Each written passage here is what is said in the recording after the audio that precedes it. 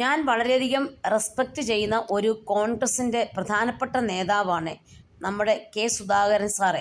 സാറിനോട് ഞാനൊരു കാര്യം പറയുകയാണ്. ഈ വീഡിയോ കാണുകയാണെങ്കിൽ സാർ, നമ്മുടെ രാഹുൽ മാങ്കൂട്ടത്തിലിനെ എങ്ങനെയെങ്കിലും സാറ് പറഞ്ഞെങ്കിലും കോൺഗ്രസിലേക്ക് എടുക്കേ. അത് കോൺഗ്രസിന് ഗുണമേ ചെയ്യത്തുള്ളൂ, ഒരിക്കലും ദോഷം വരില്ല. അദ്ദേഹത്തിന് ഒരു പെണ്ണ് കേസിൽ കുറച്ച് തെറ്റുപറ്റി, ചെറുപ്പക്കാരനല്ലേ, സംഭവിച്ചു പോയി. സാറേ, എല്ലാവരുടെ കൂടി ക്ഷമിച്ചേ അവനെ കോൺഗ്രസിലേക്ക് കൊണ്ടുവരിക. രാഹുൽ മാങ്കൂട്ടം നമ്മുടെ ഫ്യൂച്ചറിലുള്ള നല്ലൊരു നേതാവാണ്. അത് തന്നെയുമല്ല, കേരളത്തിലെ ജനങ്ങൾക്ക് ഒരുപാട് ഇഷ്ടപ്പെടുന്ന അമ്മമാരുടെയൊക്കെ പൊന്നു മോനെന്നൊക്കെ അവർ പറയുന്നത്.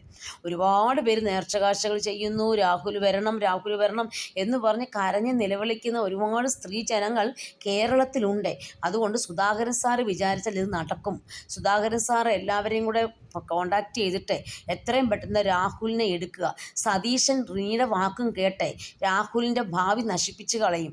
അതുകൊണ്ട് സുധാകരൻ സാർ എങ്കിലും ഒരു കരുണ കാണിച്ച് എത്രയും പെട്ടെന്ന് രാഹുലിനെ കോൺഗ്രസിലേക്ക് കൊണ്ടുവരിക. കോൺഗ്രസിലേക്ക് കൊണ്ടുവന്നാൽ കോൺഗ്രസിന് ഇരട്ടി ലാഭം കിട്ടുകയും നേട്ടം കിട്ടുകയും അതോടൊപ്പം തന്നെ കോൺഗ്രസ് വൻ വിജയമാകുകയും അടുത്ത ഭരണം കോൺഗ്രസിന് ഭരിക്കുകയും ചെയ്യാം.